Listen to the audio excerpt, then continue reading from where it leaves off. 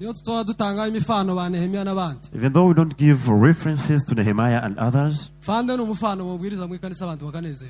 is a good reference one can talk about in a public. He went up hills to construct their home like Nehemiah. Nehemiahs were their politicians. You have to teach people. There are children who are born here who don't know the history of our home country. The elders, please teach to young people. And it is what encourages them to go to save others. For peace, peace, the price of peace is blood. We cannot send blood to our home country for it to be poured. The sacrifices has to be there. We sacrifice ourselves, those who are able. Maybe the elders, but the rest, it is up to you. If you are able to do something up there, it is up to you, please. So the event you prepared, the history of Afande can't be mentioned here. Afande indeed was a man. He had love.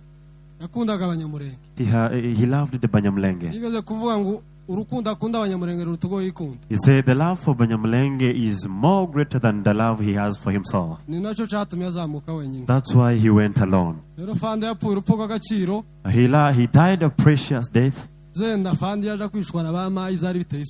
But if Afande could be killed by Mai, it was shameful. For the professionalism we had in military, to be killed by Mai is something shameful. For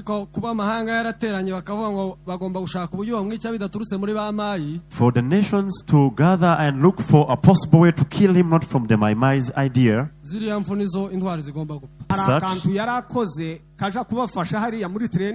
that is what he did that helped them in the training.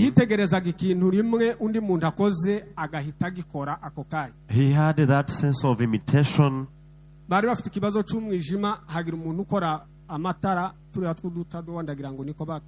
They had a problem of darkness. He operated it briefly, and that's the origin of the name. Many people knew him by that name. When we were in those mountains in Uvira,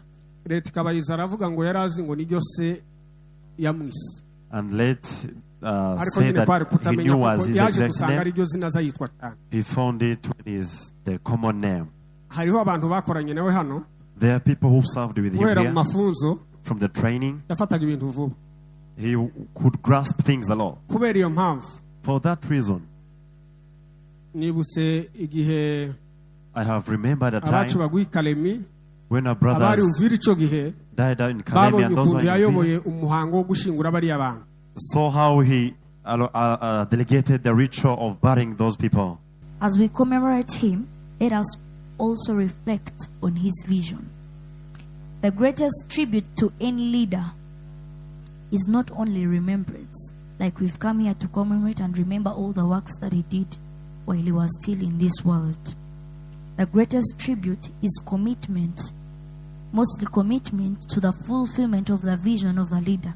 If General Kunda Makanika has been our leader and has left people in his place, the best thing we can show him and make him more proud, even if he is not still here, is commitment to the fulfillment of his vision.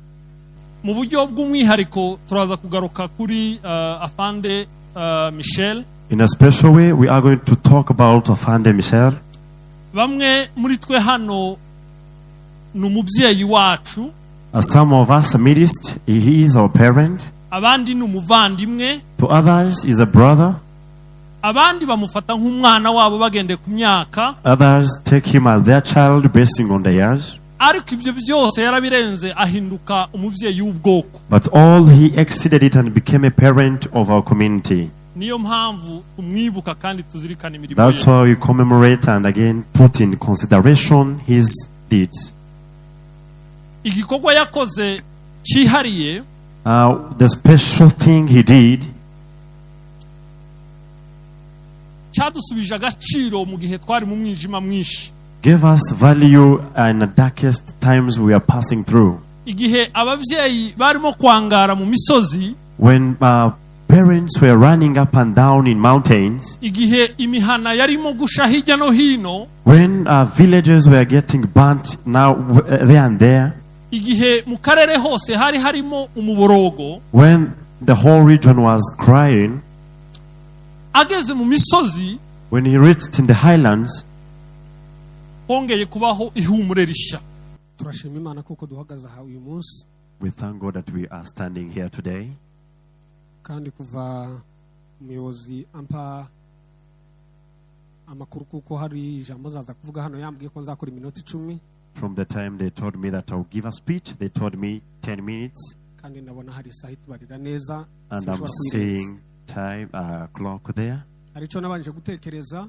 That is what I thought first. Uyu mugabo twari tuvuga uyu munsi. This man we are mentioning about today. Twabanye tukira abana. We stayed together while we are still young. Tekereza ko hari hagati ya 88 I think it is around 1988 na 90 and 1990. Nibwo bageze mu Minembwe. That is when they reached Minembwe. Kuva umunsi twarabanye. From that day we stayed together kugeza ejo bundi agenda. Until his death. Hari ubwo twabanye turi kumwe. We lived together physically. Hari ubwo twabanye mu ntera ndende. We were together in a distance. Ndavuga ngo ese mu minota 10 uwo muntu nabivuga. I was asking myself, am I able to mention of it in 10 minutes?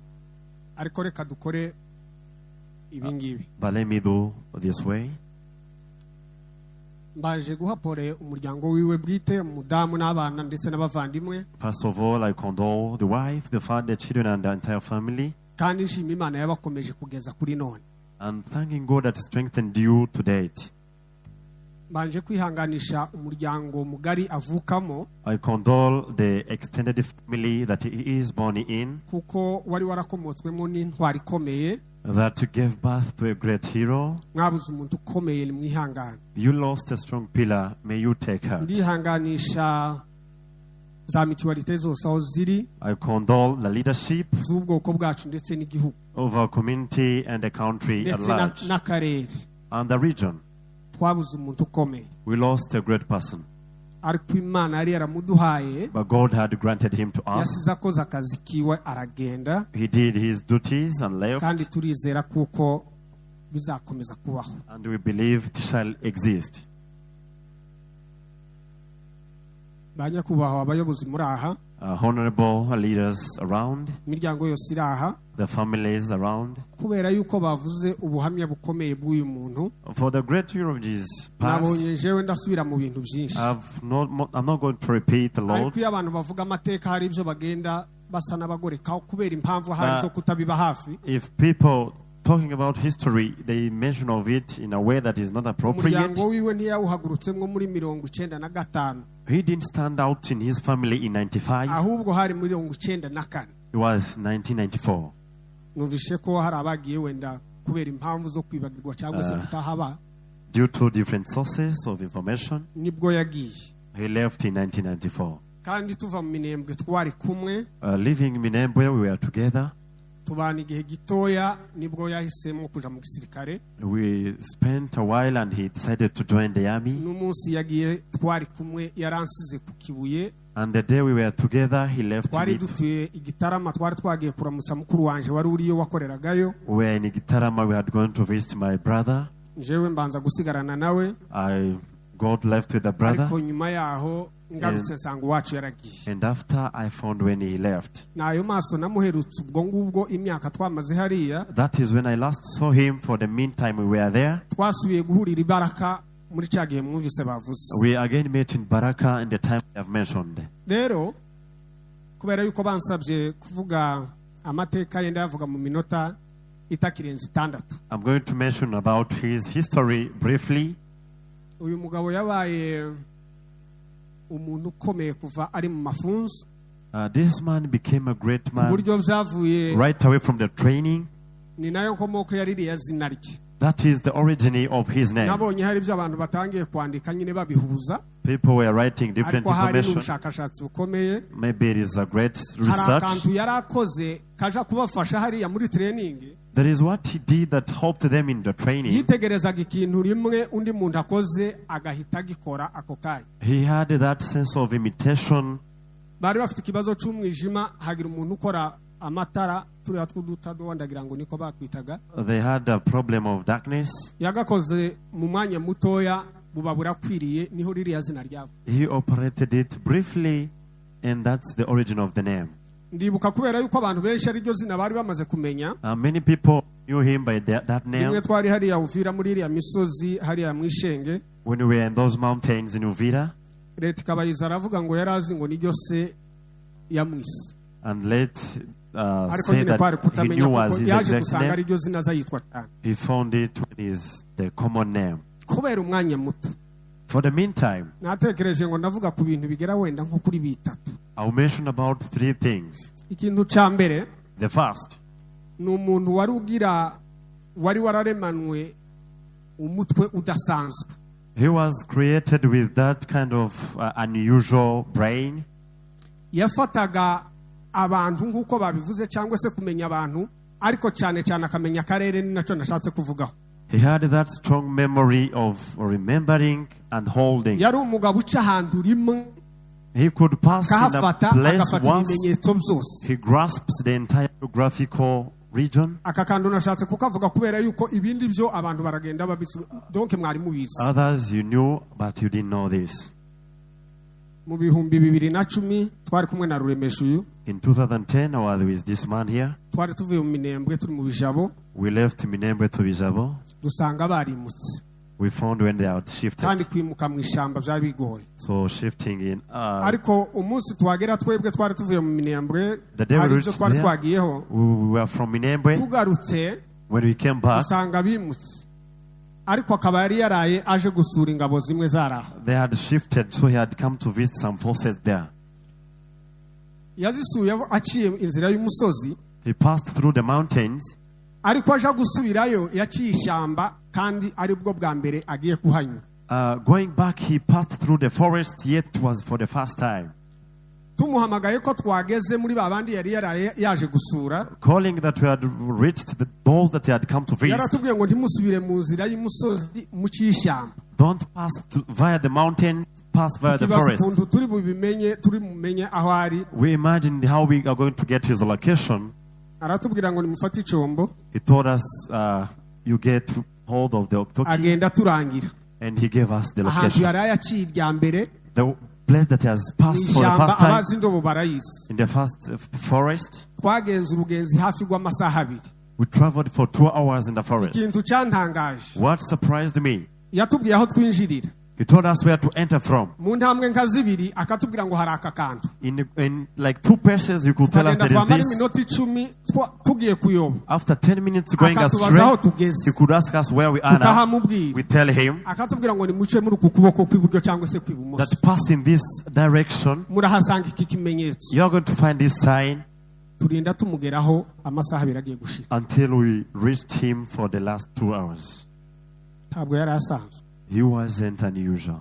ni ukuvuga ko ntiwotinya wanagize aho uca cyangwa se nimba ugiye kuyoba ariko uzi ko yahaciye ukagira nyagasani mukavugana yarakurangiraga You could not get astray when naje you talked to gusanga him. icyo kintu hari ikintu kidasanzwe kitagira benshi It was a speciality to him. undi mugabo umwe gusa nabibonanye Another man that I saw that with, ni umugabo iwe wenda acyahari nta na mpamvu yo kumuvuga he is still existing, ubwira umutwe ufata cyane who has that great kandi memory. umuntu ukurusha ikintu ugomba no kumwubaha And whoever that has something is great uwo too. muntu uzi umuhamagaza You have to obey. telefone rimwe ntayiyaregisitire You don't call and they don't. You yashaka call and they don't kuguhamagara register. nyuma y'ukwezi Whenever they want to call you agafata after a telefone month, taja kuyishaka aho mwavuganiye they grab the other exact Akayikompoze, number.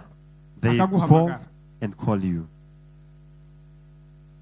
uyu mugabo kubera gufata ibintu cyane For his great memory, hariho abantu bakoranye nawe hano there are people who served with him guhera mu here. mafunzo From the training, yafataga ibintu vuba he could grasp things a lot. kubera iyo mpamvu For that reason, nibutse igihe I have remembered a time when our brothers died out in Kalemi and those who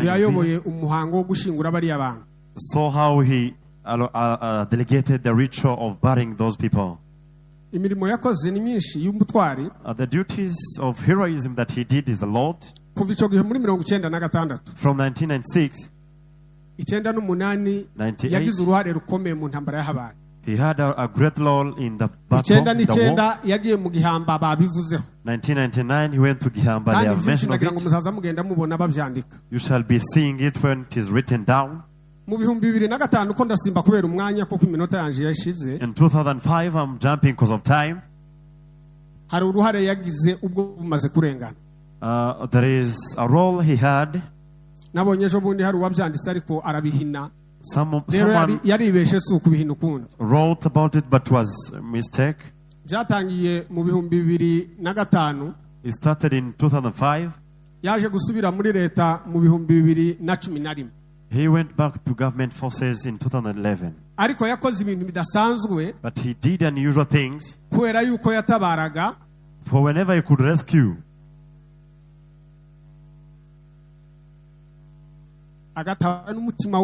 he could rescue wholeheartedly. Another thing he had, he was humble in listening to things. After grasping and deciding about it, he could do it without taking care of what is after there. He did great things. And we thank him for whatever he did. They were unusual. We cannot mention of his history in 10 minutes. As I conclude, let me give an advice. If indeed we don't want to quit doing what they did, recently, maybe that person might be here.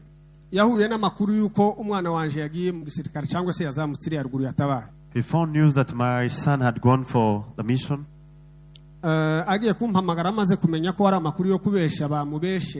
That calling me to inform me that is a lie. That I had feared to call you. I said, why? That your son had gone for the mission. What reason had you feared? For seeing your child to go there is difficult. Do I have a child with that heart of going? Is he going? And I also said that I've given birth to a hero. And he is here. Though I don't have that heart of telling him to go. But the day they feel like going, let them go without bidding a farewell. There is a lot I don't manage to do right now, but they can do it well.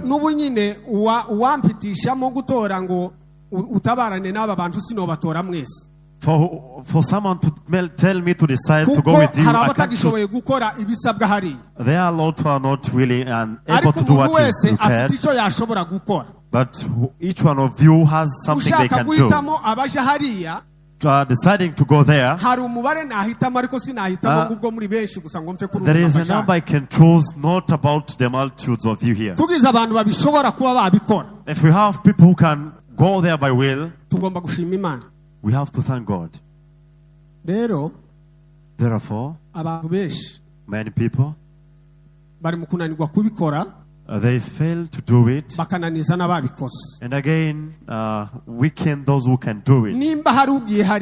If there is someone going there, don't take first place to make them stop. Don't just give them transport. I think that we're going to do it, and all goes well. We have a lot that we are not able to do, but we have a lot we can do. And if we obey it, thank you. Praise the Lord.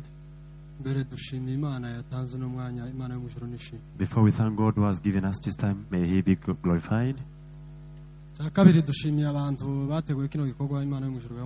We thank people who organized this event. May God bless you.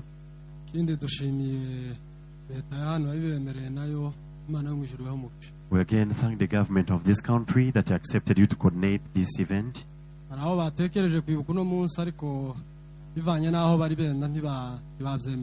There are those who thought about doing this, but in accordance to where they are, it was not possible. But may God bless the government here. We condole the family of Afande, the wife and children. Among his children, no one said, but I'm standing here as his child. Not from the Basinzira clan, but I'm also his child. I condole all of you. Please take heart. And we know that you are strong. We condole the entire family of Basinzira, where Afande is born in, that take heart. We condole the family of Banyamulenge. It would be worth for another community to come to condole us. We should condole ourselves. I'm seeing those friends of the late Afande. I condole you. Though we cannot mention in names, but we can see Remesha here. He kept on nurturing the family of Afande. We thank the brothers of Bzondo, the friends of Afande Kamenge. I'm seeing you, and the pastors, and all the friends that we don't know the names. We have short time.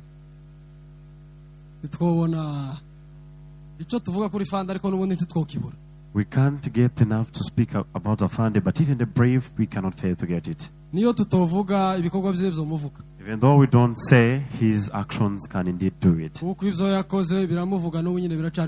For whatever he did, still speaking of him. And for the Banyamulenge to be still existing in our home, it is for his behalf. He came as someone giving rescue.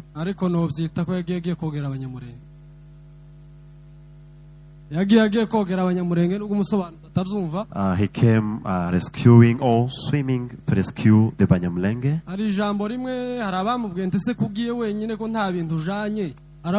Alone, without ammunition and rest. That whoever goes to swim for his brothers does not seek for kind of permission.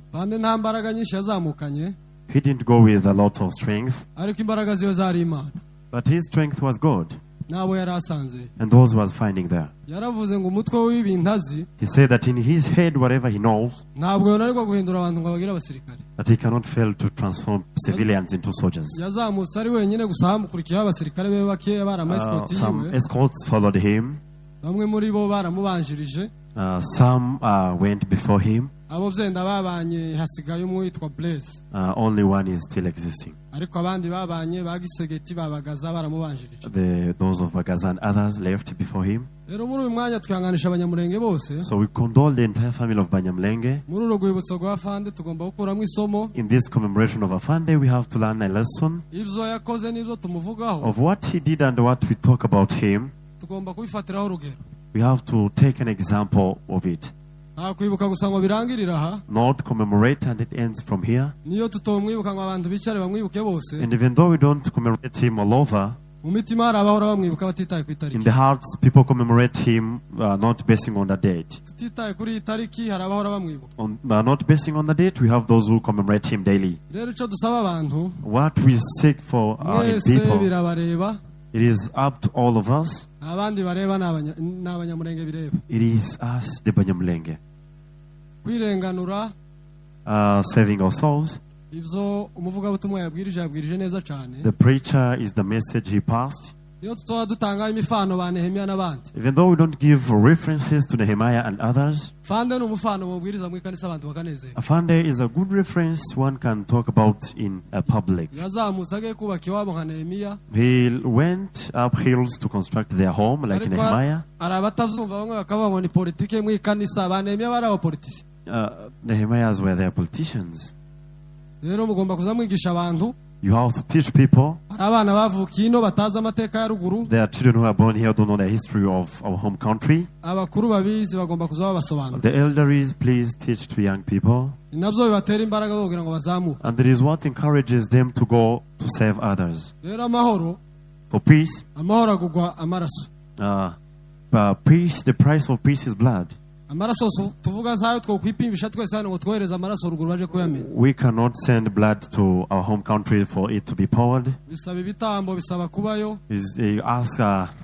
sacrifices has to be there. We sacrifice for souls, those who are able. Maybe the elders, but the rest, it is up to you. If you are able to do something up there, it is up to you, please. So the event you prepared, the history of Afande can't be mentioned here. Afande indeed was a man. He had love. He loved the Banyamulenge. He said the love for Banyamulenge is more greater than the love he has for himself. That's why he went alone. He died a precious death. But if Afande could be killed by Mai, it was shameful. For the professionalism we had in military, to be killed by Mai is something shameful. For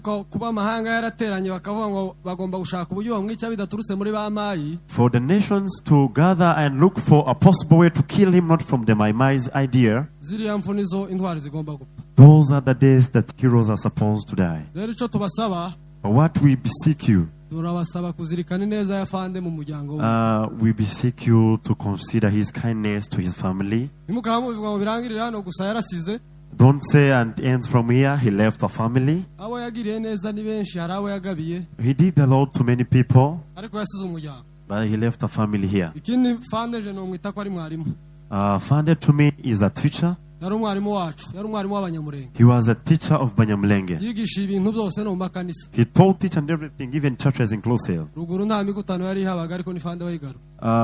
is the one who brought about the gatherings. That's why we call him a teacher. So we condole also those families that lost their beloved, those who went before him and after. And those who keep on going, it is to take heart and stay strong. There is also Fande Musore. I equated to Ruth of the Bible, that refused to separate from the mother-in-law. He is the one who went up hills with Afande with one gun. Afande told him to go back to his routine. That whatever you left is not precious than what I left. So where you're going to fall, it is where I'm going to fall. And God indeed answered the prayer. They went together. They died on the same hour. So we condole the entire family. And we commend you to keep on considering our home. It is upon us. What Afande had left is more greater than what you have now. He was not fighting for honor there, but the value of Banyamulenge. We wish him an everlasting life. We shall keep on remembering him. We thank God for this day of commemorating our hero, Lieutenant General Rukunda. He is an uncommon and unusual hero. ubwoko bwacu butazibagirwa. Our community shall never forget. Mbere duhaye mpore umuryango wa marehemu. First, we condole the family of the deceased, uhereye ku mufasha we n'abana be, from the helper and the children, n'abavandimwe biwe, and the brothers at large. mukomere muhumure. Take heart. Niki kintu ni ishema rikomeye cyane. Even this thing is a great pride. Kuba afite igikorwa yakoze y'ubwoko, for having done this action to the community, bibuhesha kwibukaho munyamurenge wese ari kwisi. For that he is remembered all over where Banyamulenge. We shall not live long. Ariko ikintu yakoze ni ishema rikomeye ku muryango wawe. For what he did is a great pride to our family. And indeed it is precious. Duhaye mpore umuryango wose w'Abanyamurenge. We condole the entire family of Banyamulenge. Bagiye babura babo kubera ibi bibazo twahuye nabyo. That lost theirs in the war. Before, those who went before him, and those still living up today, those who lost their beloved, we condole you. In addition, we condole the entire family of Banyamulenge. We thank the leadership of Gakondo for organizing such events of commemorating our heroes, being led by the Lieutenant General Michel Rukunda. Indeed, this is something of pride to our community. Though we are still in periods of crying, but God is going to comfort us. So in addition, we thank the leadership of this country for having organized this event and made all people to come. Whoever that came, may God bless you. This man has special history. I have long time history, but I won't mention of even this life of self-defense. We were with him in these wars. This man here, you see, he was his escort, and he was indeed at his heart. They have mention of it. This man was a special one. He had that heart of love. He had a great mindset. He was having his speciality. I want to mention brief things for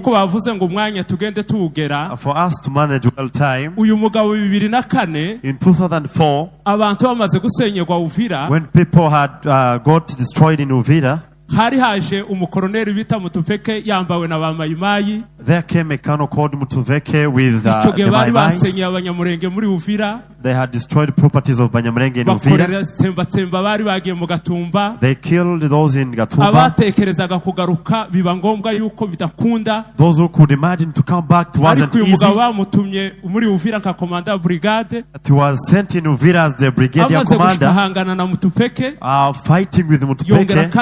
And he imagined victorious and again made Banyamulenge peaceful, settling in Uvira. For that thing people could come from the mountains, could be harmed, but they again got peace. This man, he is a great hero. After killing the soldiers were there in 2005, when they were in Uvira heading to Rubirizi, he was serving from there. He told them that wherever you are going, stop from there. You stop from there. Where they are taking you. They are going to destroy our forces for them to kill our parents. He made over 150 soldiers to go up it. They went to Nyakirango. niwe wakomeje kubagaburira amafaranga yiwe y'umushahara wiwe. Is one was feeding them on his salary. Nanone bigeze aho ngaho, And on that, hariho abari barahunze muri RCD umutima w'urukundo. there are those who had escaped in Uyu mugabo RCD. abantu baza bawuhera kuri iki gihe twahuye nacyo. His heart of love, people begin with this yari time. intwari irangiza kure kuva kera. But he was a hero who could see far. Abo basirikari bari barahunze RCD, Those soldiers who had escaped from RCD, baracikiye mu Rwanda, those who escaped in Rwanda, barangajwe imbere n'abisogo na Lieutenant Colonel Mukarayi, led by Visogo and Colonel Mukarayi. bagarutse When they came back, byabaye ngombwa kuko babirukaho kugira ngo bafungwe. it was worth for them to be imprisoned. Ariko Lieutenant Colonel Michel But Lieutenant General Michel, yaravuze ngese ko muraje kubafunga ibo bazatahe. you want to imprison them. Where they Iwabo want ni to go Murenge. home. Their home is Mulenge. Tahandi wabo bagira kwisi. They have no any other home than Zatumye Mulenge. atishingano ziwico gihe, So he left his duties aragenda arabambara, and he went to be with them, bituma badafungwa. and were not Ni imprisoned. naho havuye iriya ntambara yiswe Gumino. That's when the war of Gumino began. Ibyo ntitwirwa tubijamo cyane. We won't go in details. Habaye muri 2019 2019, intambara zimaze kuba, when the war broke out, yakoze ikintu cy'indashikirwa. he did something incredible. Ati inshingano yari afite zikomeye He left his duties kubera impamvu z'ubwoko. for the sake of the community. Araza amaze kugera mu ruguru muri Plateau, When he reached the highland yaje ari plateaus, mboko, he came handlessly. ariko ubutwari bwiwe yagiraga, But for his heroism, muri we yakuyemo intwaro yazirwana kugeza uno munsi wa in none. him he got out weapons that are still fighting up to now. Arema igisirikari, He created an army akiremera mu rugamba hagati, inside the battlefield, kandi kiraba kirakomera. and indeed it is professional. Igisirikari kirengeye abanyamurenge imyaka 9. The army that have redeemed the Banyamulenge for 9 years. Icongeyeho, On top of that, yahujije abasore bose, he joined together all the youth abereka n'umwanzi wateye ubwoko bwacu, and showed them the enemy that attacked our community. aduhumura amaso, And he eye-opened us. atwereka ko yakura kuri wa mayi tukareba leta kuko ari wo mwanzi He mukuru, told us to remove our eyes from the Mai and to focus on the kandi niyo government yatwicaga, as our senior enemy that is killing us. yishize wa mayi imbere, Putting the shield as the ariko Mai, ibikorwa byose ari bo baha babikora. but all the programmers being the government forces. Amaze kutwereka umwanzi, After showing us who the twabashe enemy kumenya was, umwanzi koko. we came to know who was Kandi nawe yaje the enemy kugaragara. indeed, and came to manifest. Mu maboko y'uyu mugabo, In the hands of this man, amaze gufata kiriya cyo hagati, after conquering the middle region, ubwoko bwose bwarakumiriwe, when the whole community abari ku ndondo was, ntibari bakigira icyo barya, those of Ndondo had no food, abari mu minembwe ntibagiraga icyo barya, those in Minembwe had no food. ariko amaze gufata iriya ndondo ya Kamombo, But when he conquered Ndondo of yabashe Kamombo, kugaburira abanyendondo, he managed to feed people from the agaburira area of Ndondo, abanyaminembwe, the area of Minembwe, abantu bose barongera kandi bararema mu gihugu. and all people again settled peaceful in the country. Yagira urukundo rwinshi, He had that great love.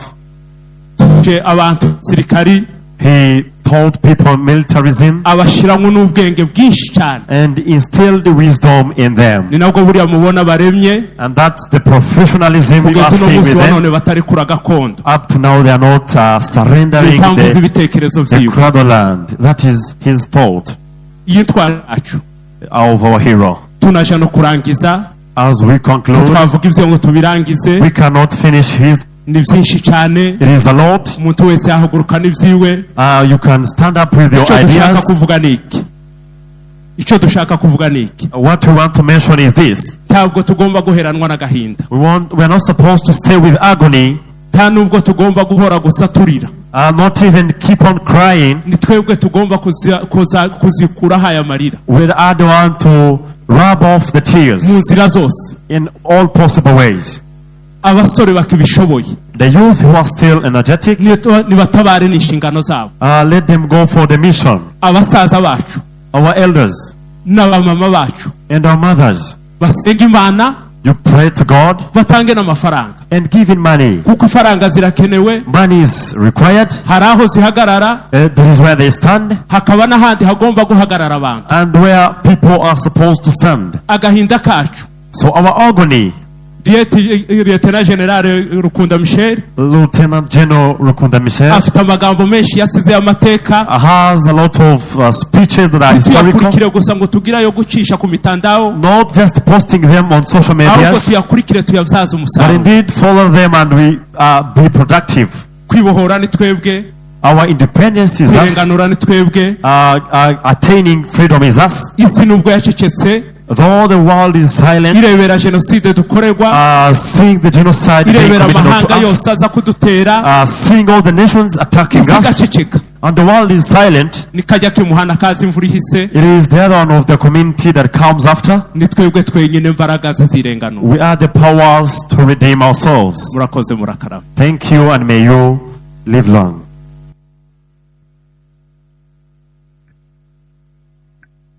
Murakoze cyane. Thank you so much, Yani mukomere rwose. and take heart. Ndabwira abantu baha imihamagari ivyo itandukanye, I tell people that I obey two different callings. ariko cyane cyane uwa mbere ni umuhamagaro wo gukorera Imana, uwa kabiri ni umuhamagaro wo gukorera igihugu nk'umusirikare.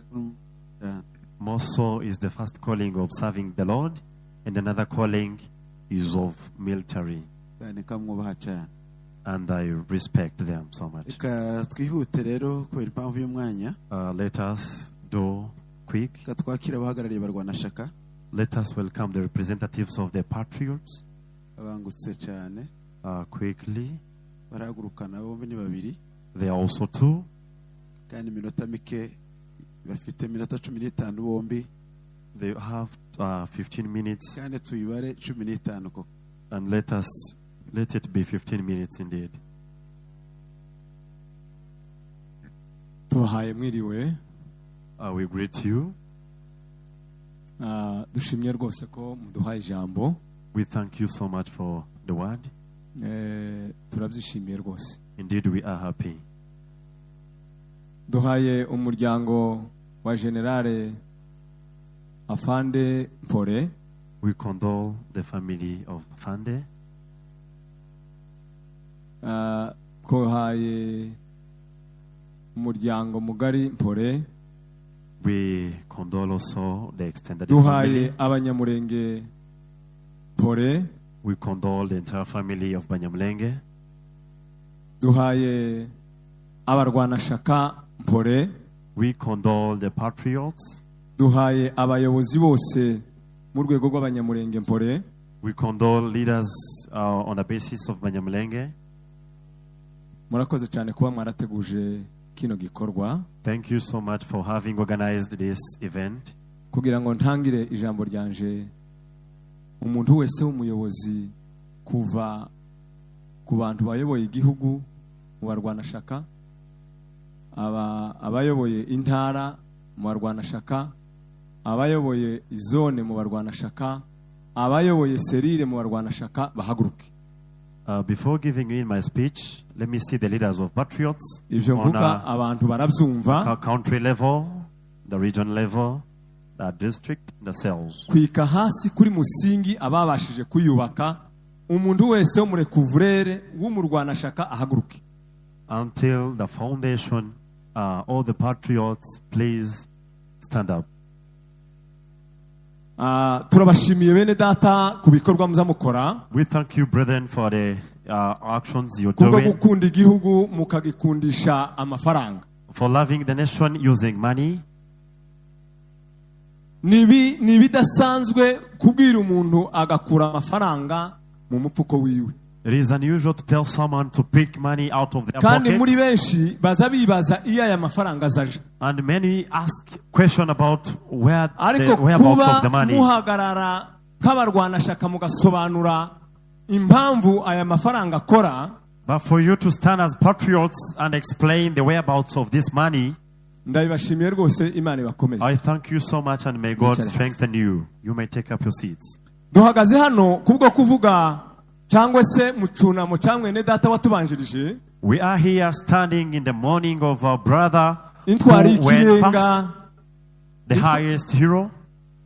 twese turabarwana shaka We are all patriots. ariko uriya yabaye intangarugero mu barwana shaka bose. But he was a great example in all the patriots. jewe twabanye mu gihe cy'imyaka 2. I stayed with him in a period of 2 years, 2003 2003 na 2004. and 2004. ubwo hari intambara muri kiriya gihugu cy'imisozi miremire, When there was a war in the highland twari plateaus, dufite intambara ikomeye kandi tudafite aho twakura umusada. we had a great war to face, yet we wese had no abanyamurenge murayizi support. You twahuye all nayo. know that war.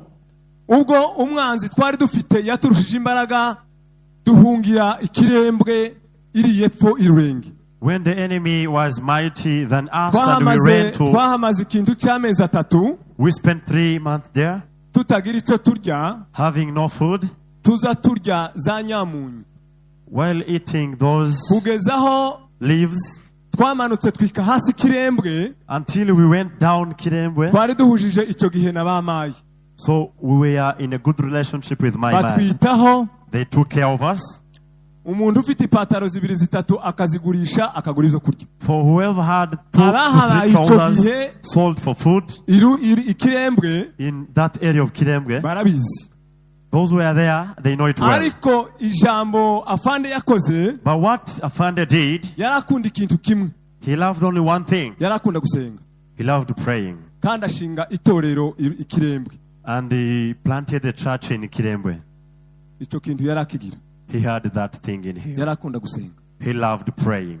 yasanga umusirikari utagiye gusenga nk'igitaramo cy'umunsi wa 3 cyangwa ku cyumweru, If at all you could find a soldier who didn't go together on Wednesday evening and on Sunday, ashinga military he planted a military yo gukumanya abasirikare kugira ngo baze baje gusenga. of mobilizing soldiers to go for prayers. twebwe twarabazayifu, For us, we were weak twari in tugira izo spirit. mbaraga zo kuvuga ngo cyo gusenga iminsi yose. We were weak to go for prayers on jewe those days. narimbana na leti diadoni wabitira, I was with the late Diadoni kabana na marehemu Rugabisha, and I was with the late Rugabisha. twa iskoti yiwe ico gihe, We were his escorts, kandi twari abasirikare kamilifu and we were indeed professional soldiers. bizewe, bagendeshwaga inama Trusted, and we n'abayobozi. could give advices to leaders.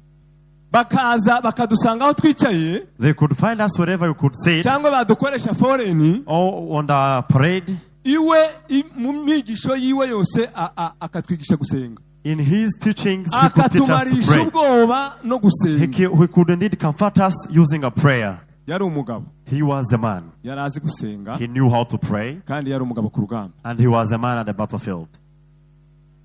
iyo yagiye, Wherever he went, turizera rwose ko ari mu ijuru ry'Imana. we believe that he is in the heaven of ubodiyo God. bwose muza mumubona, umuntu wese ugira telefone Whoever that has a muza phone, mumubona ari mu biterane aha yasiriye. you see him in conferences, dancing and preaching. si ibisanzwe kuba umusirikare wo kuri ya rwego It is not easy to be a soldier of that level utabuze ikintu na kimwe, when you have each and uzumara everything, iminsi 3 iminsi 4 utarya. spending 3 to 4 days while fasting. yari umugabo. He was indeed a man.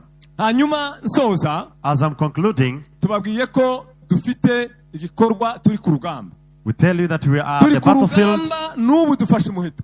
We are having an n'ubu arrow in nyine our tuhaye hands. tuvuga abantu bari mu gihuru, As we are saying now, people in ubu the tuhaye bushes. tuvuga dufite inkomeri. As we are saying, we have those casualties. umuntu wese agende abyumve, abibwire n'umwana we ko mu minembwe hari inkomeri zarashwe, Go think about it and even kandi inform the twarashwe children that we have n'abanzi casualties in bafite Minembwe. kutumara. And we were shot by enemies who have icyo a plan of tubasabaho exterminating us. nicyo twumva twobabwira, What we recommend you, dukeneye abatabazi. we need kiriya redeemers. gihugu ndikizarwanira abandi, No other people that are going to save you. kizarwanira twebwe abanyamurenge. We are the saviors of that land. aha hari abasore We have the youth here. mufite gukora akazi, You have to do mwiyumve what ko you're dufite supposed gakondo to. yacu. We have our Krado land. abantu bafite kuza kurwanira igihugu. People have to go and fight for our country. nanone udafite kurwanira igihugu And whoever that has no plans of fighting for the atanga country, umusanzu. pay in amounts. habaye imyubakire mu gihugu For these constructions in the cya country Uganda, of Uganda, habayeho imyubakire itari isanzwe kugira ngo abayoboke b'abarwanashaka batanga umusanzu. for people to be paying in contributions. Those leaders that you are given, if you're not able to go and save the country, pay contribution that is worth. Quit 5,000, go to 10K, K to 50K. Money has ability to fight that war. Thank you so much. Let me share a word with my fellow. Thank you, my fellow. Before I condole all of you, I know it is a very hard day. It is a dark day. Parents fail to breastfeed their children because of what had just happened. So please take heart. I condole the family of our parent, the wife and the children, and all the lovers of Banyamulenge. Another thing is that we thank God for Afande, for he was born in our community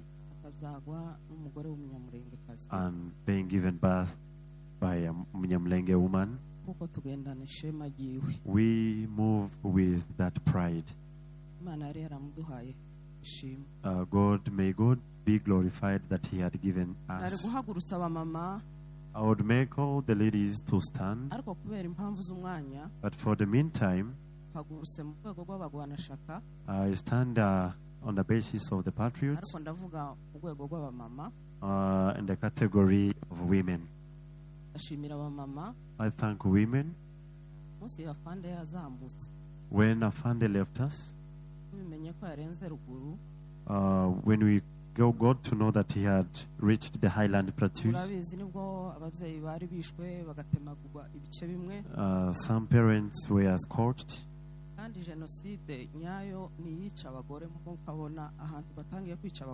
And whenever you see where they are targeting women, just know that plan is a genocide. When we got to know that he has gone there, indeed we felt happy. More so his mission there was for self-defense and not laying our necks to be cut the way they want. I thank mothers who stood up first. The first amount that General consumed was from the women. I know there are some mothers also following up me that are not on this continent that we are in, because we felt like we are answered, and we had gotten hope that solution is brought, and it is the way it went. They explained it aloud the way he went there, but when he reached there, he built up something in the children and made them not to fear. So even as women, we are standing, and what we promise him, a parent, we won't indeed quit from the mission. We shall fight for our rights. I know indeed the world forsake us. The United Nations also did the same the way we are. They see and are well informed about it so much, but they are not doing any action. But now it is our time to be united in power. And again, giving a recommendation to our community of Banyamulenge. The honorables who are here, men and women, youth, boys and girls, please let us be united in power and fight whoever comes to separate us. From ancient, we are told the history. Our unity is our power. I thank for the senior pastor of our home countries here. On that day of darkness, he said the system is continuing. Parent, you indeed trained. Though fighting and facing a lot of people. Thank you so much, all of you. Leaders gathering here. The family of the late general, our friends and brethren.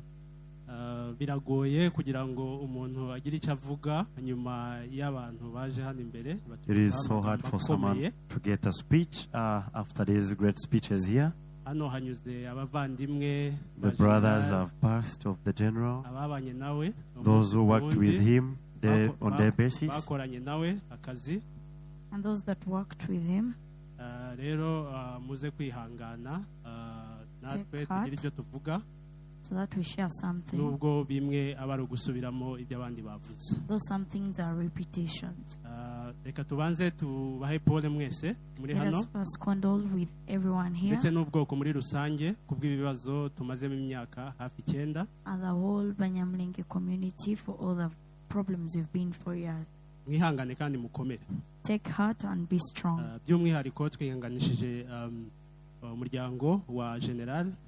On a special note, we condole with the family of General. Be strong. We are together. Mwizina rero rya gakondo mpagarariye uyu munsi gakondo ku isi hose. In the name of our motherland on the whole world. Turashimira cyane mutualite za hano muri iki gihugu. We want to thank the leadership in this country. Kuba mwateguye kino gikorwa. For organizing this event. Kikabera hano ameze gutya. For it to be in such a place. And you came in big numbers. Seeing you the way you are. It shows that you've honored this event. So we thank you very much. We thank you for inviting us to be with you. On this day, we have gathered here to honor our heroes led by General Rukunda. It is a day of honoring his life, his and his special calling that he chose to defend himself and fighting for the truth and the right of those that he saw that were being mistreated. It's been a year, but the wound is still new in our hearts. This date, 19th of February, will stay in our history as Banyamulenge. When we remember General Rukunda, we don't commemorate his name or his level. We remember a man who was full of love for the people he was leading. We've heard it from many people that have given their testimonies. He was a different person. He had values of resilience and sacrificing himself for other people. He became a sign of resilience, especially in the fight of protecting the rights of Banyamulenge. He stood to protect the rights of the people, and he fought for their voice to be heard, kubahwa and their rights to be respected.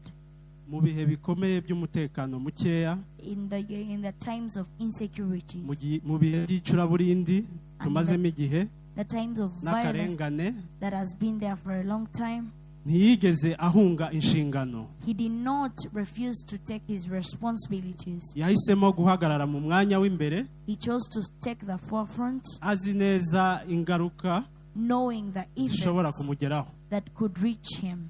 Uwo ni umutima w'intwari nyakuri. That is the heart of a true soldier. Uyu munsi si we twibuka gusa, Today we are not only remembering him, ni umunsi wo kuzirikana we are not only commemorating him, but intwari also zose zatanze ubuzima honoring all the heroes that gave their lives n'amaraso yabo ku bwacu. and their blood for our sake. Bahisemo gushyira imbere ineza y'abandi kurusha ubuzima bwabo bwite. They chose to exalt the good living of other people more than themselves. Bazize akarengane, They died with injustice. bazira ukuri. They died because of the truth.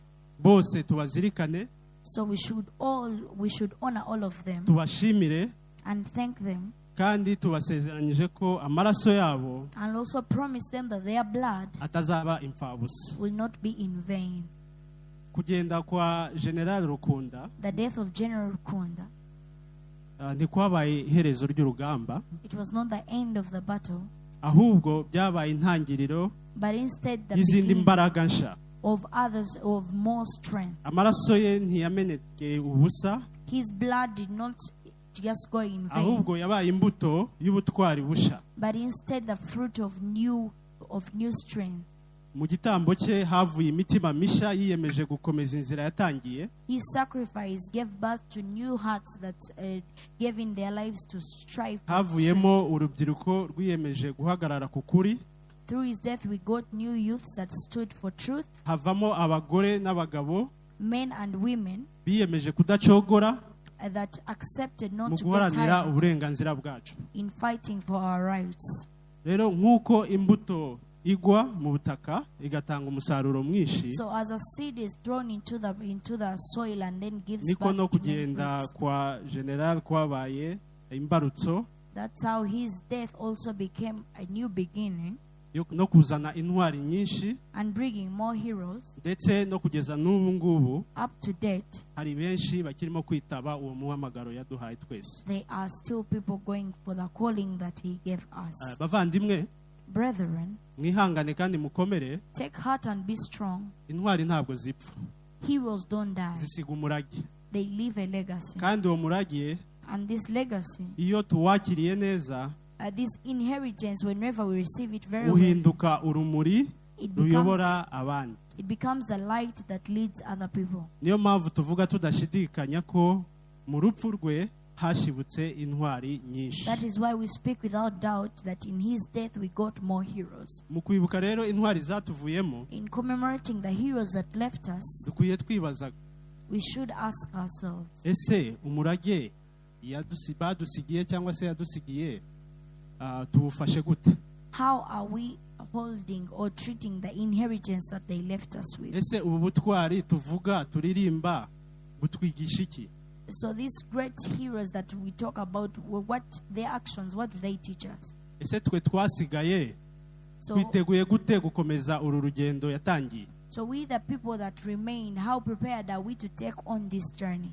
Umurage yadusigiye With the inheritance he left us, uduhamagarira gukomeza gushira hamwe he calls us to work together, no kunga ubumwe, to be united, kwirinda amacakubiri, protect ourselves from conflict, guharanira amahoro, fighting for peace, no kuba ijwi ry'abatagira ababavugira. and being the voice to the voiceless. Bavandimwe, Brethren, ntidukwiye guheranwa n'agahinda, we shouldn't stay with a lot of sorrow. dukwiye guhindura akababaro twagize We should turn our grief hakavamo imbaraga zo gukora ibikwiye no kwitangira abandi. into strength and sacrificing ourselves for our brethren. Tugomba guhindura amarira yacu We should change isoko our tears, y'ubutwari busha. the source of new greatness. dukwiye kurera abana bacu We should raise our children, tubigisha amateka y'intwari zacu, teaching them the history of our tubigisha gukunda heroes, igihugu, teaching them to love the gukunda country, ukuri, to love truth, kubaha abandi, honoring other people, no kugira umutima wo kwitangira abandi. and having a heart of giving in yourself for others. Uyu munsi rero Today, mu izina ryacu twese in the name of all of us, twunamiye General Rukunda, we commemorate for General Rukunda. twunamiye intwari zose zabuze ubuzima bwazo ku bwacu.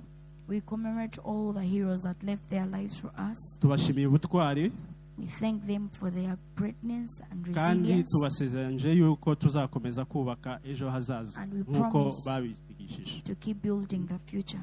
Imana ikomeze ibahe iruhuko ridashira, May God give them an eternal rest natwe duhe imbaraga zo gukomeza urugendo batangiye and the strength to continue with the no battle they kubakira ku started murage badusigiye. of building on the inheritance they left us with. Reka nsohoreze kuri iri jambo General yavuze twese dukomeza gutekerezaho. Let me wind up on this word that General said. Yaravuze ngo He said, iyi ntambara this battle, nibisaba ko tuzasaza tuyirwana, even if it needs us getting oiled while fighting it, tuzayirwana kugeza tubonye amahoro. we shall fight it until we get peace. Murakoze. Thank you so much. Thank you so much. I recognize the presence of all the dignitaries in this place. Ladies and gentlemen, greetings. My name is Mgoneza Sandrine. I am a Congolese Munyamlenge. Today we gather to salute and honor the life and legacy of our hero and father, General Rukunda Michel Makanika, whose patriotism and sacrifice for his community has become part of the modern history of the Democratic Republic of Congo, and more specific to the Banyamulenge community. General Rukunda Michel Makanika became known among many in our community as a figure of resolve and determination for the Banyamulenge people who have faced cycles of violence and marginalization. He represented a voice that insisted on protection, recognition, and survival.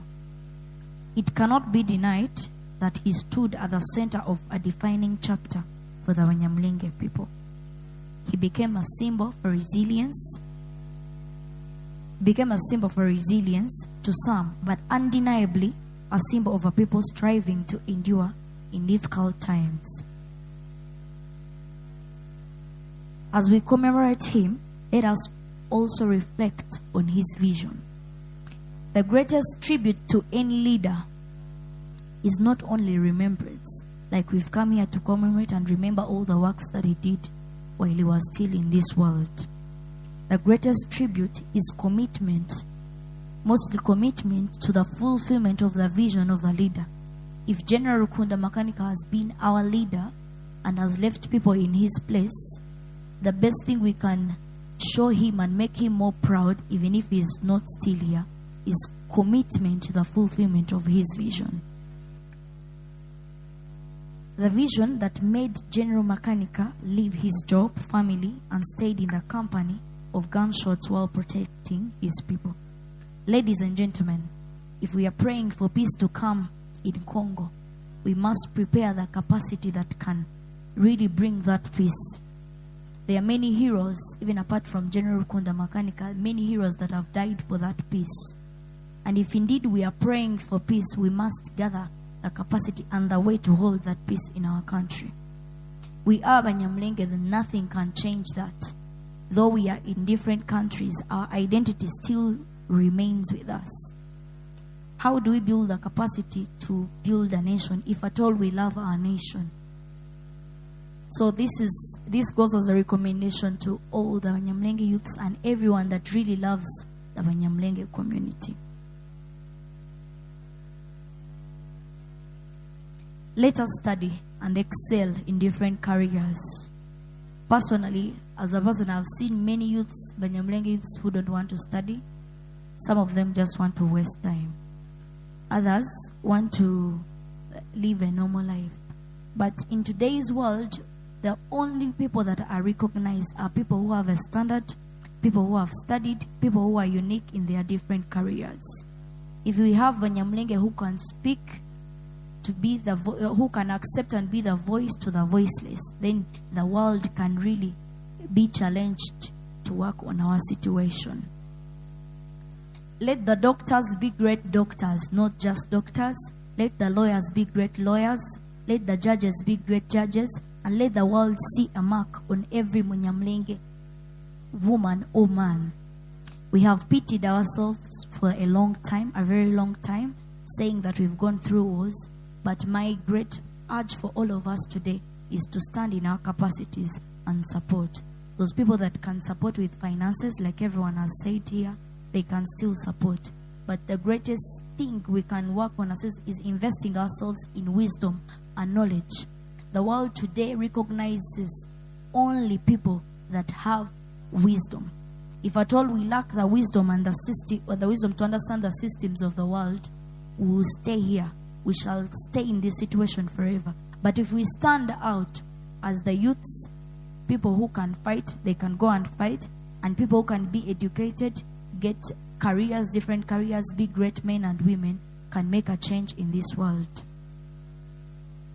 The life of the late General Makanika continues to live in our hearts.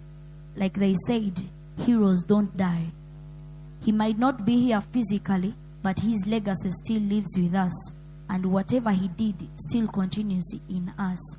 We shall take on this take forever for God and my people. Mgwaneza Sandrine.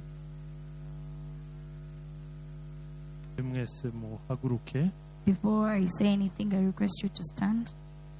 Iminota ibiri kugira ngo duhe agaciro intwari zacu zirimo intwari y'ikirenga Lieutenant General Makanika. We want us to take a moment of silence to honor our heroes, our general inclusive.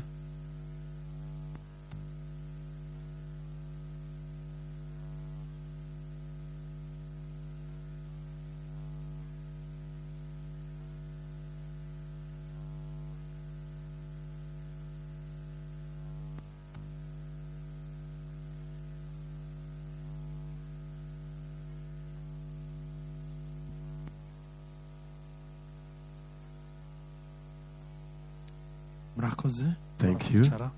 You can take your seats. Banyakubahwa muteraniye hano mwese.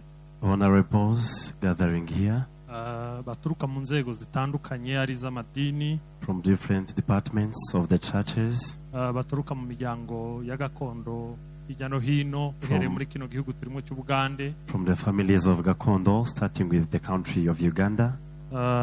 Duciye bugufi guhagarara imbere yanyu kuri uyu munsi kwibuka ku nshuro ya mbere intwari zacu zirimo intwari y'ikirenga Lieutenant General Rukunda Michel alias Makanika. We are humbled to be standing before you on this day of commemorating our heroes, Lieutenant General inclusive.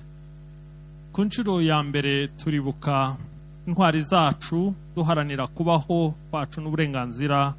For the first time, we are commemorating our heroes fighting for our rights.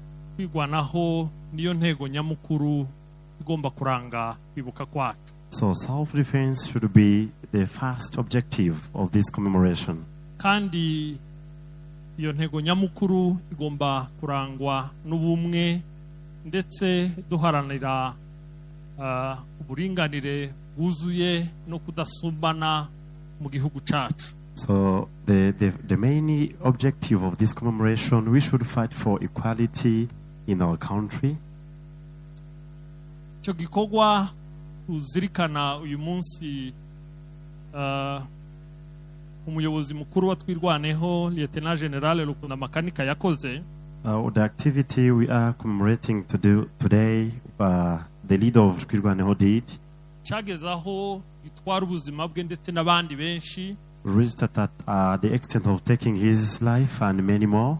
Ni gikorwa cy'agaciro ku buryo tagomba kugeraho tugitesha agaciro. There is something precious to the extent we are not supposed to devalue it. Kigomba kubahwa muri twe. It is supposed to be valued in us. Mu miryango yacu kigomba kuba ari ishingiro rikomeye. In our family, it should be a great basis. abana turera umunsi tugomba kubibatoza. The children we nurture daily, we should train them that. Kugira ngo uwo murage uzahore. For that inheritance to continue existing.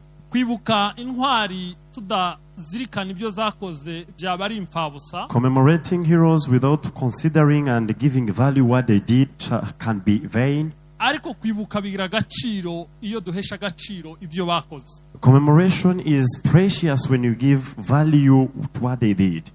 Mu buryo bw'umwihariko turaza kugaruka kuri Afande Michel. In a special way, we are going to talk about Afande Michel. Bamwe muri twe hano n'umubyeyi wacu. Some of us amidst, he is our parent. Abandi n'umuvandimwe. To others, is a brother. Abandi bamufata nk'umwana wabo bagende ku myaka. Others take him as their child basing on the years. Ariko ibyo byose yarabirenze ahinduka umubyeyi w'ubwoko. But all he exceeded it and became a parent of our community. Niyo mpamvu umwibuka kandi tuzirikana imirimo ye. That's why we commemorate and again put in consideration his deeds. Igikorwa yakoze cyihariye. The special thing he did. Cyadusubije agaciro mu gihe twari mu mwijima mwinshi. Gave us value in the darkest times we are passing through. Igihe ababyeyi barimo kwangara mu misozi. When parents were running up and down in mountains. Igihe imihana yarimo gusha hirya no hino. When villages were getting burnt now there and there. Igihe mu karere hose hari harimo umuborogo. When the whole region was crying. Ageze mu misozi. When he reached in the highlands. Hongeye kubaho ihumure risha. There came new comfort. Hongeye kuboneka imbaraga z'ibyiringiro byo kubaho. There came power of hope of existence. Imbaraga z'umwanzi zari zihari muri ico gihe. The power of the enemy that was there during that time. Intego nyamukuru yari yo gusenya no kumaraho no kurimbura. The main objective was to destroy and to scorch each and every living creature. Kandi uwo bagombaga kurimbura yari umunyamurenge. And the one they were supposed to destroy was a munyamulenge. Hari hakenewe umwana w'umunyamurenge cyangwa umugabo w'umunyamurenge kugira ngo ahinduke intwari icungura ubwoko bwacu. We needed a son or a child of Banyamulenge to be our redeemer. Ico nico gihe Lieutenant General Michel yahaseruka. That's when Lieutenant General Michel emerged. Niyo mpamvu tuzirikana ico gikorwa mu buryo bw'umwihariko. That's why we put his actions into great considerations. Yasanze abirwanaho hirya no hino. He found self-defense fighters scattered. Ahageze ahuza izo mbaraga. He united those powers. Amaze guhuza izo mbaraga. After uniting those powers, agera n'ahantu akoresha imbaraga z'umwanzi mu kumutsinda. Reached an extent of the enemy's power to defeat the enemy. Kubera ubuhanga Imana yari yaramushizemo. For his wisdom of God. Kandi yari yaramuhamagariye mu gihe gikwiriye. That had called in him in an appropriate time. Niyo yonyine yamushoboje. It is the only God that enabled him. Turazirikana rero ico gikorwa cy'uburyo bw'umwihariko. We consider that activity in a special way. Ndagira ngo mvuge mu bice bibiri nihuse. I want to phrase it in two categories as winding up. Igice cya mbere ndavuga imirimo yakoze we muri seated here we need to accomplish. Ndaba ndimo ndagana ku musozo. I shall be approaching my end. Imurenge ahageze. When he reached in Imurenge, yakoze ku buryo abanyamurenge bongera kugira ubumwe. He did a lot for Banyamulenge again to gain unity. Abantu babizi banakurikirana n'amateka barabizi ko twari dufiteho twirwaneho ziri mu turere dutandukanye. To those who know and follow the history, we had self-defense fighters in different areas. Kandi uko zari mu turere dutandukanye niko zakoraga ibintu mu buryo butandukanye. And in the way they were in different areas, it is the way their missions were different. Niko zitari zifite n'icyerekezo kimwe. That's how even they had no similar direction. Ageze Imurenge, when he reached in Imurenge, yakoze ku buryo abantu bose bari aho ngaho abagira umwe. He did the Lord to unite all the people there. Uretse ba bandi Bibiri zitubwira ngo n'abana bo kurimbuka. Not leave alone those the Bible mentions that they are children of perishing. Abana bo kurimbuka nibo batagiye mu bandi gusa. Those children of perishing, they didn't join others. Ariko abandi yakoze ku buryo bahinduka umuntu umwe. He did the Lord to unite the rest. Yakoze ikindi gikorwa cya kabiri gikomeye. He did another great thing. Hari umunyamurenge wari imurenge. For a Munyamulenge who was in Mulenge, ariko hariho n'umunyamurenge wari hanze nko mu Bugande. And there is one who was outside like Uganda here. Aba banyamurenge bose bari barabuze aho bahurira. All those Banyamulenge had no a center point. Lieutenant General ageze ruguru. When Lieutenant General reached in the highlands, yahindutse centre ya connectivity y'abanyamurenge bose kwisi. He became a center of connectivity of the Banyamulenge all over the world. For problems or challenges a person could look at a personal basis, they started to see them in a united way. So gave birth to powers to overcome the enemy. He also did another mighty thing.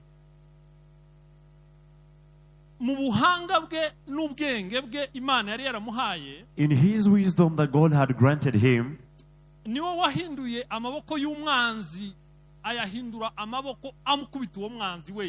turned the arms of the enemy, the weapons beating the exact enemy.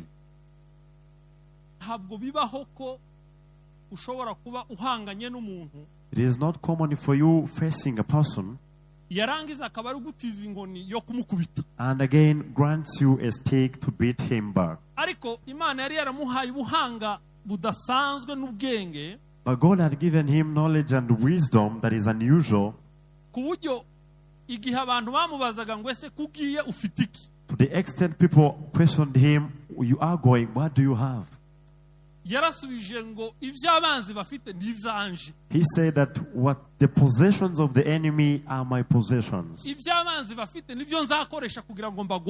possessions they have, they are my weapons to use fighting them. That is the third thing he did in condoling and strengthening the community. The fourth rather, it is his love and generosity that he manifested. He found people with limited hope and gave them new hope. He found parents, fathers and mothers that lacked love and turned into a source where they felt that love. And they could sit and say, if Makanika is there, and God is also in existence that sent him, we won't be anything. He became new hope to our community. The last, he became a pipeline for generosity in the whole region.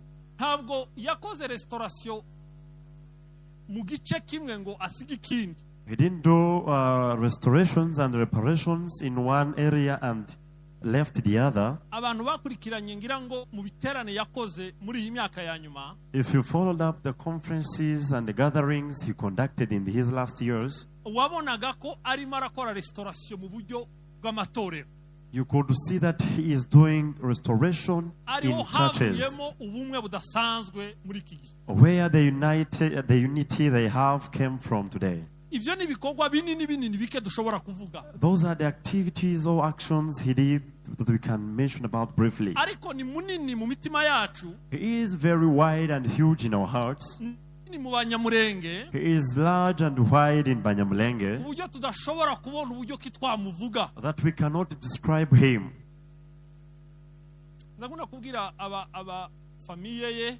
I do tell his family kandi dukomeza kwihanganisha buri munsi, and we condole on a daily basis. ariko nkababwira ngo ntabwo bihanganisha kuruta uko mugomba kutwihanganisha. We cannot condole you more than you can do to us, kuko uyu ni umuntu mwari mwaraduhaye nk'ubwoko, because it is a person who had given us as a community.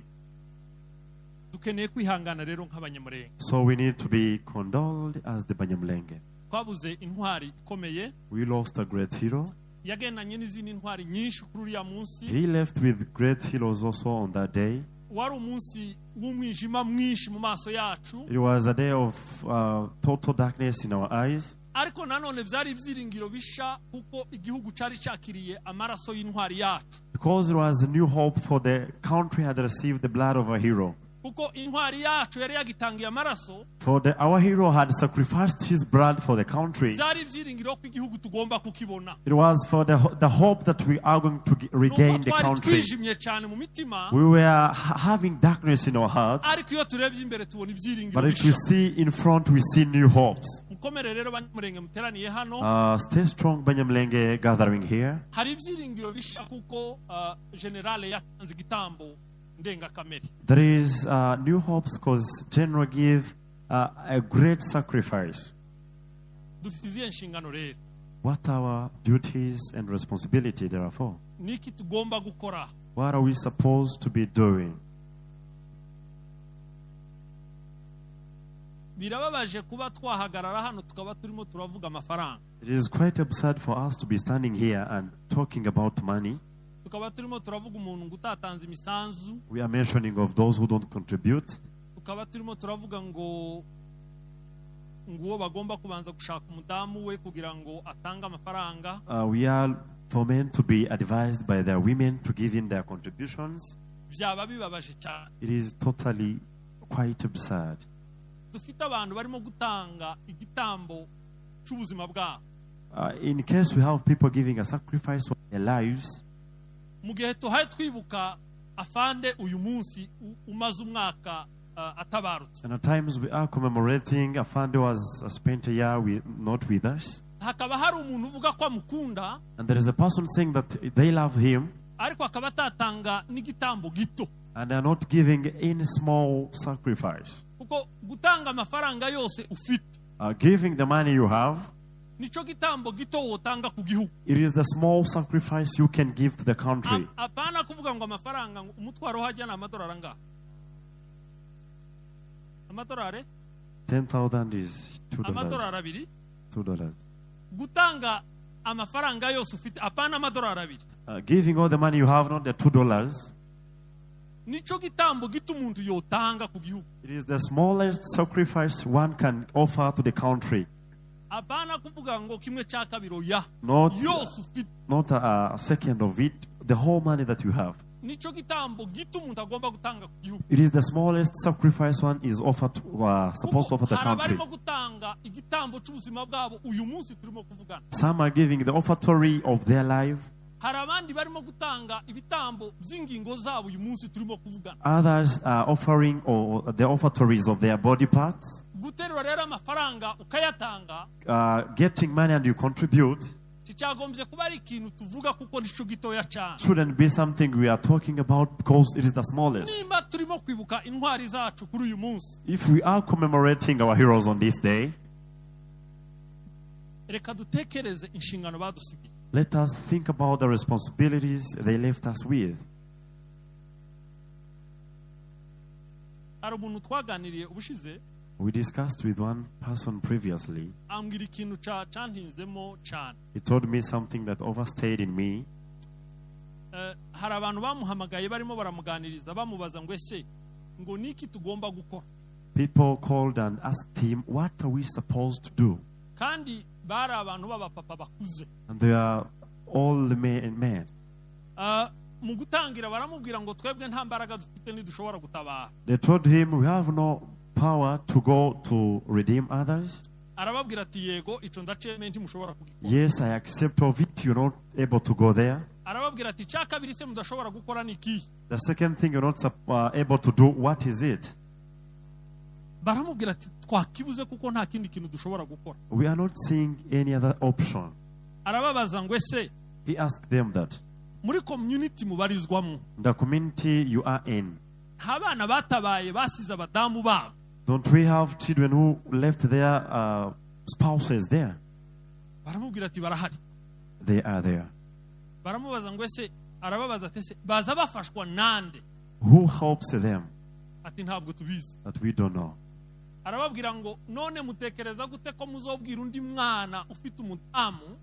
So how do you think that you shall convince one youth having a wife n'umwana we and the child ngo atabare to go for rescue mission mu gihe wa wundi wabasigiye umudamu we, when the other one who left their wife behind, abana be barimo kuburara? the children are sleeping overnight?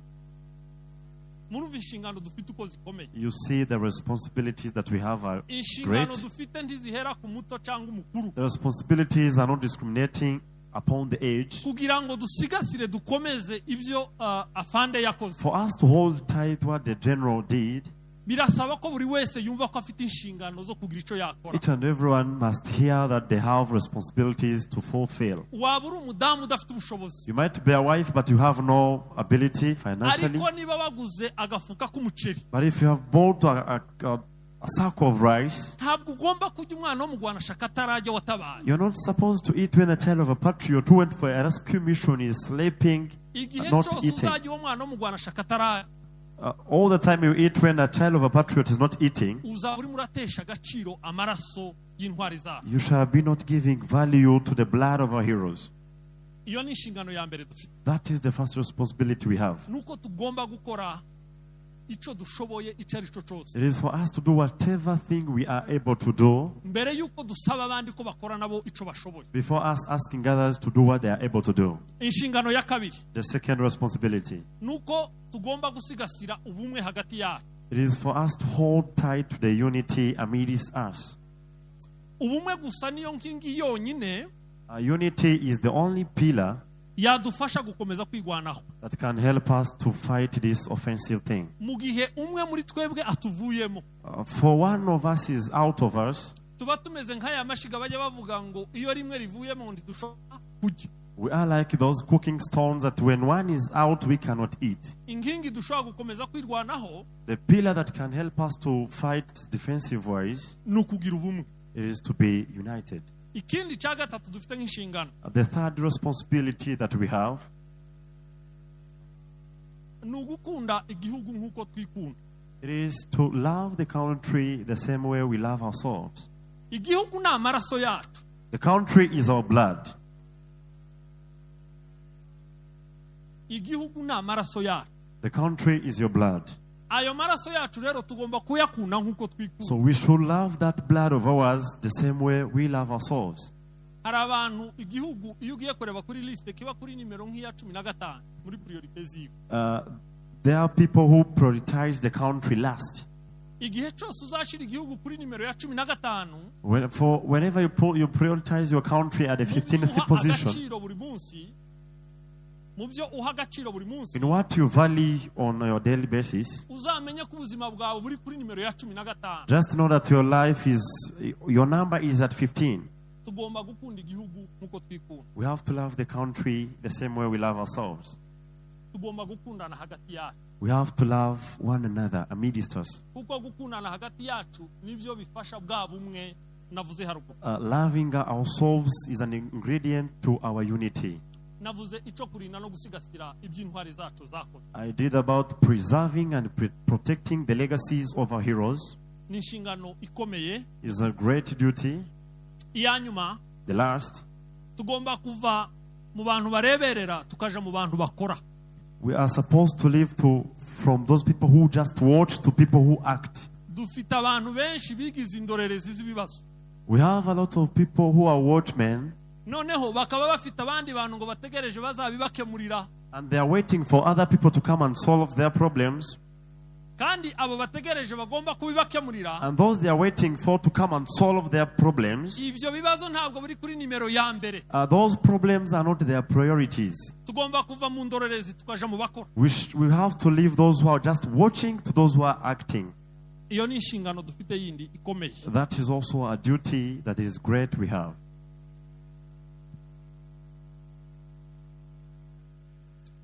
Afande yaravuze ngo Afande said, nguwogera uwe ntabwo yambura. Nta mwanya dufite wo kuja kwitunganya. We have no time to go for other preparations. Mu gihe cyose turi mu rugamba, for the time we are in a battlefield, dukeneye kugenda twiteguye buri munsi. we have to go well prepared each and every day. Noneho tukava mu ndorerezi tukaja mu bakora. We leave those just watching to those just acting.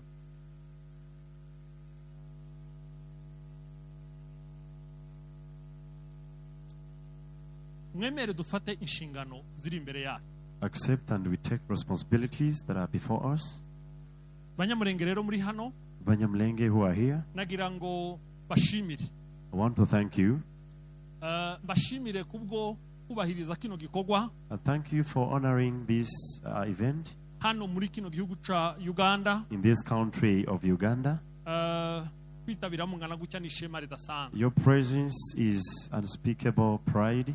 Reka nongere nshimire inshuti zacu zatwitabye. Let me again thank our friends who honored our invitation. Mu izina ry'umuryango, In the name of the family, izina ry'umuyobozi mukuru utari hano, and the senior leader who is not here, ndetse n'ubuyobozi bwose bw'umuryango wacu. and the entire leadership of our family, Turabashimiye kubw'urukundo nshuti zacu. we thank you for the love of friends. Kandi mukomeze kudukunda muri bino bihe bikomeye. Keep on loving us in these hard times we are passing through.